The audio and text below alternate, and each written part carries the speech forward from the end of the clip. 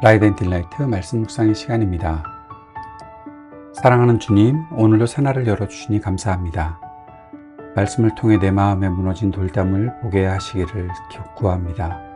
조금만 더 미루자, 조금만 더 편하자 했던 내 안의 게으름을 회개합니다. 성실함의 자리를 회복하게 하옵소서. 세상의 여론과 사적인 감정에 흔들리지 않고 오직 하나님의 공의와 정직한 입술로 가정과 공동체와 사회를 섬기는 통로가 되게 하여 주옵소서. 성령께서 말씀으로 우리 삶을 비추시고 가득 채워 주옵소서. 예수님 이름으로 기도드립니다. 아멘. 오늘은 잠언 24장 23절에서 34절까지 말씀을 함께 읽고 묵상하겠습니다. 잠언 24장 23절에서 34절까지의 말씀입니다. 몇 가지 교훈이 더 있다. 재판할 때 얼굴을 보아 재판하는 것은 옳지 않다. 악인에게 내가 옳다 하는 자는 백성에게서 저주를 받고 민족에게서 비난을 받을 것이다. 그러나 악인을 꾸짖는 사람은 기쁨을 얻을 것이며 좋은 복도 받을 것이다. 바른 말을 해주는 것이 참된 우정이다. 내 바깥일을 다 해놓고 내 밭일을 다 살핀 다음에 내 가정을 세워라. 너는 이유도 없이 내 이웃을 치는 증언을 하지 말고 내 입술로 속이는 일도 하지 말아라. 너는 그가 나에게 한 그대로 나도 그에게 하여 그가 나에게 한 만큼 갚아주겠다 하고 말하지 말아라. 게으른 사람의 밭과 지각이 없는 사람의 포도원을 내가 지나가면서 보았더니 거기에는 가시덤불이 널려 있고 엉겅퀴가 지면을 덮었으며 돌담이 무너져 있었다.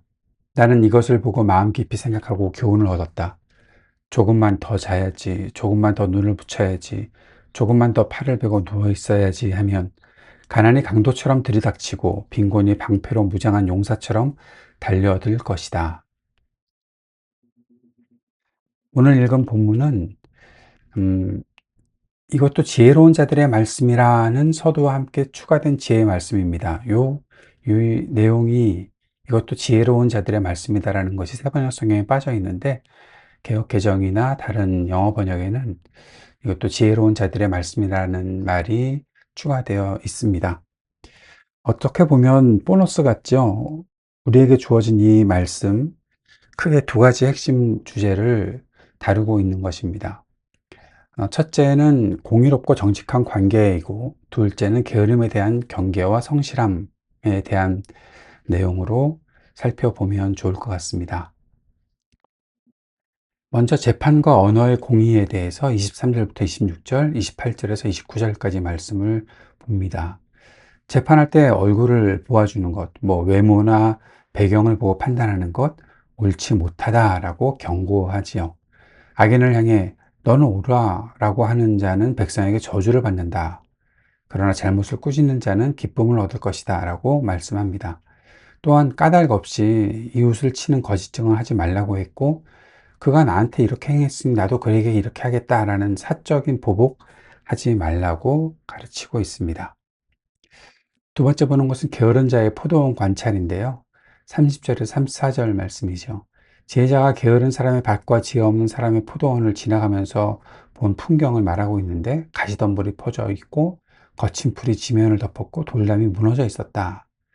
지혜자가 이것을 보고 생각이 깊어졌고 교훈을 얻었다고 합니다. 좀 더 자자, 좀 더 졸자, 팔베개 하고 좀 더 누워있자라고 하면 빈곤과 궁핍과 강도와 어, 빈곤과 고핍이 강도와 군사처럼 들이닥친다라는 엄중한 경고를 하고 있는 것입니다. 오늘 이 말씀을 보면서 개인적으로 이런 적용을 해봅니다. 내 마음의 포도원 돌담 보수하기. 지혜자가 본 게으른 자의 포도원은 처음부터 황폐하지는 않았겠죠. 오늘 쉬고 내일부터 하지. 이 정도는 괜찮지. 그러한 것들, 작은 미움, 방치, 이것들이 모여서 결국 가시덤불이 자라게 되는 거고 돌담이 무너진다는 것입니다. 좀 더 자자라는 유혹을 분별하는 것, 이것이 필요하겠죠. 자, 오늘날 우리의 게으름이 단순히 누워 자는 것만 의미하지는 않을 것 같습니다. 의미 없이 스마트폰의 숏폼 영상을 계속 넘겨보면서 몇 시간을 보내는 것, 해야 할 영적인, 육적인 과제를 뒤로 미루는 것, 이런 것 모두가 마음의 포도원을 방치하는 게으름이 아니겠습니까? 내 삶에서 방치되고 있는 영적 돌담이 어디인지 점검해 보아야겠습니다. 기도의 자리, 말씀을 읽는 시간, 혹은 건강을 돌보는 일이나 맡은 업무, 이런 것들에서 조금만 더 미루자라고 하는 영역이 있다면 바로 오늘 작고 구체적인 한 가지 행동을 시작해 보는 것 어떻겠습니까? 두 번째는 공동체적인 적용입니다. 바른 분별력을 갖고 바른 말을 하는 용기를 갖는 것입니다. 공동체 안에서 누군가의 잘못을 보고도 갈등이 싫어서, 또는 저 사람 나하고 친한데 뭐 봐줘야지 뭐, 그렇게 하면서 묵인하고 도리어 "괜찮아. 네가 맞아." 라고 타협하고 있는 거 아닙니까? 그런 일들이 있다면 오늘 26절 말씀을 봐야겠죠. "바른 말을 해 주는 것이 참된 우정이다." 라고 말합니다. 여기 바른 말은 원어로 따지면 바른 대답, 정직한 대답을 뜻하는 것입니다. 우리는 사랑 안에서 진리를 말하는 훈련을 해야 합니다. 교회나 가정, 소그룹 공동체 안에서 무조건 "아이, 좋은 게 좋은 거지."라는 태도, 결국 공동체의 영적인 기초를 무너뜨리는 건 아니겠습니까? 반대로 사적인 감정으로 이웃을 해치는 그런 비방하는 것, "너 그랬으니 나도 복수하겠다." 라는 그런 마음, 29절에 있는 그런 것 역시 공동체를 파괴하는 행위죠. 가정이나 소그룹에서 누군가가 잘못된 길을 갈 때 등 뒤에서 험담하거나 사적으로 안갚음하는 것 대신에 그 사람을 위해 먼저 기도하는 것 어떨까요? 그리고 진정으로 그 사람을 아끼는 마음을 담아서 온유하고 정직한 대답, 바른 대답을 건넬 수 있는 용기를 달라고 구해야겠습니다. 세 번째는 사회적인 적용인데요.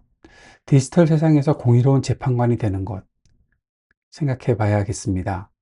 우리는 매일 뉴스나 기사, SNS, 유튜브 댓글을 통해 수많은 사람을 재판하는 세상에서 살고 있죠.